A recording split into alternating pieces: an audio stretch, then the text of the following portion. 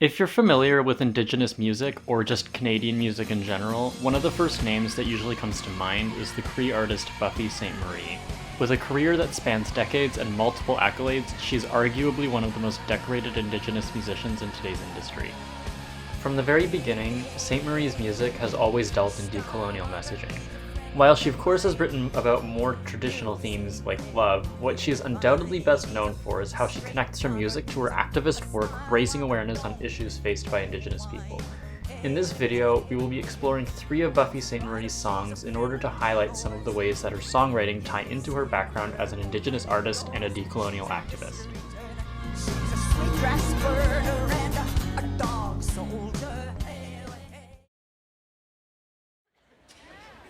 Who actually is responsible for war? We can blame soldiers, we can blame men, we can blame generals, we can blame politicians, but what about women who think you look so cute in that uniform, go get 'em, baby? What about moms who just have such a pride in family, maybe patriotism and tradition, that they feed their kids to the insanity called war? In my view, it all comes down to you and me. It's all of us who allow it.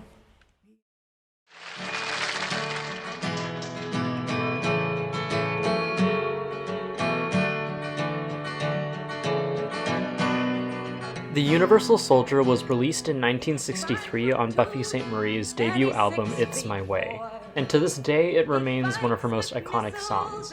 It was written in the context of the Vietnam War, during a time where the US government was denying involvement in Vietnam. After witnessing a group of wounded soldiers returning home in an airport, Sainte-Marie began to question where the culpability for war and colonialism lie, and from those musings Universal Soldier was born. In the lyrics, Sainte-Marie describes the image of a soldier who takes on all appearances, adheres to every religion, and represents every nation. Initially, the impression that is achieved in these lyrics are that war is a universal concept, but ultimately the message that Sainte-Marie is sending is one of individual responsibility, and a challenge to traditional perspectives on war, colonialism, and systems of power. The Universal Soldier encourages the listener to view anti-war and decolonial discourse from an individualized perspective, pointing out that warmongers and imperialists would have no power if the masses didn't give it to them. This individualized, accessible approach to activism is one that repeats itself across much of Sainte-Marie's music. Who's to live and who's to die, and he never sees the writing on the wall. But without him, how would Hitler have condemned him at Dachau? Without him, Caesar would have stood alone. He's the one who gives his body as a weapon in a war, and without him, all this killing can't go on. The Universal Soldier became an anthem for civil rights and anti-war movements in the 1960s, resulting in Sainte-Marie's censure from American radio by President Lyndon B. Johnson and subsequent presidents after him. Despite this, the Universal Soldier remained an iconic protest song for generations to come, and Sainte-Marie continued to work to bring Indigenous issues to light. The word is keshagesh in Cree and other Anishinaabe names, languages. And keshagesh literally means greedy guts. And it was the name that we had for a little puppy. He used to eat all his own dinner and then want everybody else's. You know the type. But this is about environmental greed. And it's called no keshagesh. You can't do that no more.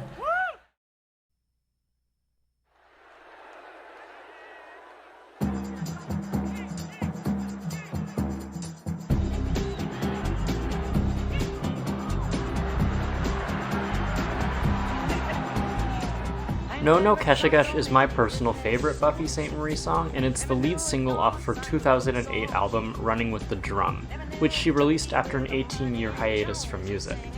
While Keshagesh is a nickname given to a dog, in the song it's used as a way to call out the imperialist thirst for land and natural resources.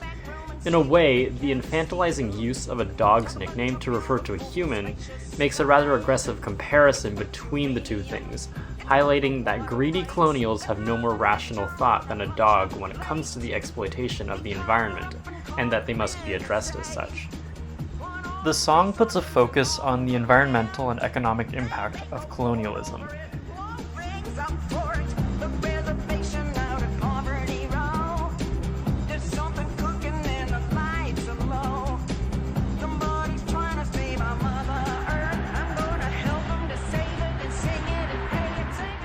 Sainte-Marie has long been a critic of the uranium mining industry and its effect on indigenous reserves, which is highlighted very early in the song. Her individualized, close-to-home view on activism also makes an appearance, pointing out that attention must be drawn to the exploitation of land by the governments of Canada and the United States, and that foreign conflicts are simply a distraction. In the music video, imagery of modern industry and technology such as nuclear plants and dump trucks are intercut with scenes of Cree dancers. There are also scenes where Sainte-Marie is seen walking in the streets of a city, and one shot in particular we can see her looking up at security cameras, bringing attention to the transformation of the indigenous homeland into a technocratic surveillance state. Overall, there is an abundance of anti-colonial and anti-capitalist imagery in both the song and the music video, which strongly connect to Buffy Sainte-Marie's values as an indigenous artist. Here's a song, you might know this one, when it comes to running, think about running. I mean, not only running a marathon for breast cancer awareness or something in your community, but maybe run for election if you don't like the way things are going in your neighborhood, or maybe just run your own life.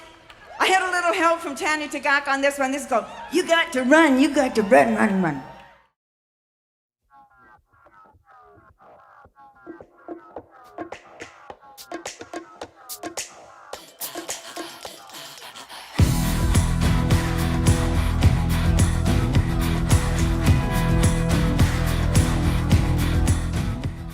You Got to Run is the lead single off of Buffy Sainte-Marie's 2017 album Medicine Songs. It is a collaboration with Inuit throat singer Tanya Tagak, who is well known not only for her blending of traditional throat singing with modern music elements, but also for her being outspoken on Indigenous issues. Interestingly, both Sainte-Marie and Tagak are Polaris Prize recipients, with Sainte-Marie winning in 2015 and Tagak winning the year before her. The song is a tribute to decorated Alaskan dog sled racer George Atla, whose story was memorialized in the 1979 film Spirit of the Wind. Overall, the lyrics convey a positive message of empowerment and standing up to opposition, which according to Tagak are partly a response to high suicide rates on Indigenous reservations. Down in a hole, you feel like two different people in your soul. Feel like a loser until you see that as you bend, you learn to be your own best friend. Beyond that, it is once again a reflection of the individualist approach to activism, encouraging everyone who is anyone to become politically engaged and rise up beyond systems of greed and colonialism.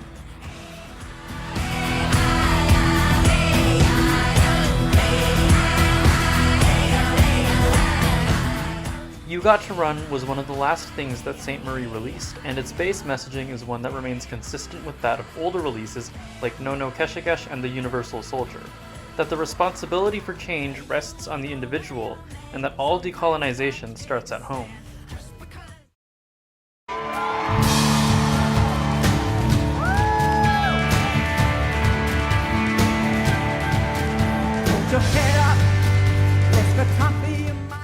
Buffy Sainte-Marie is no doubt one of the most iconic figures not only in Indigenous music, but also in the music industry at large and in the field of decolonial activism. Her identity and beliefs shine through strongly across her decades-old discography, even looking beyond the fact that she frequently interweaves Cree tradition with more modern techniques into her music.